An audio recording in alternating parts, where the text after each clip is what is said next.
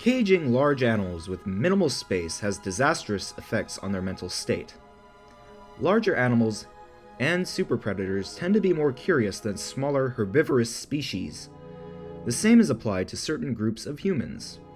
Humans that are deemed to be lower than others for whatever reason, intelligence, historical feuds, mental disabilities, wrong religion, wrong belief, skin tone, or miscellaneous heresy.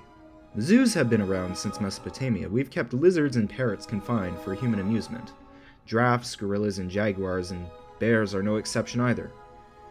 If we have a big enough cage, we can trap it and keep it.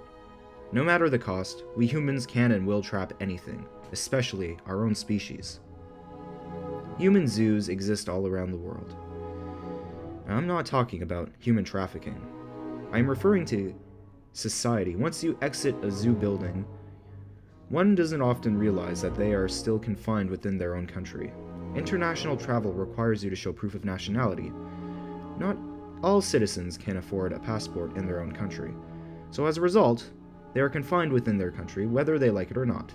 Even when we all have our rights in society, the average citizen isn't quite always guaranteed that they're upheld through law enforcement and politicians. Just when these American citizens needed their rights the most, their government took them away. And rights aren't rights if someone can take them away. They're privileges. That's all we've ever had in this country is a bill of temporary privileges. And if you read the news even badly, you know that every year the list gets shorter and shorter and shorter.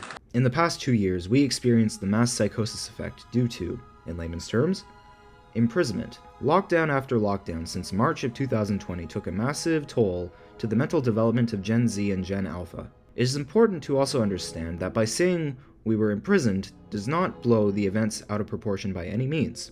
Being told to stay in your home and abide by nighttime curfew is exactly how Francisco Franco enforced his grip in Spain.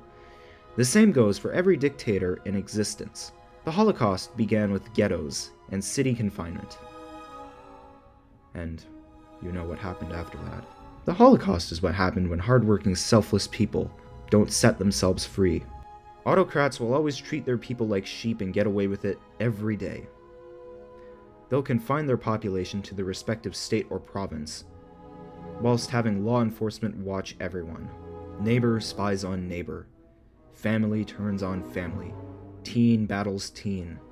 Humans turn into beta fish and eat each other. All while the ones in charge sit back, watch, get rich, and play with their new generation of bred psychopaths.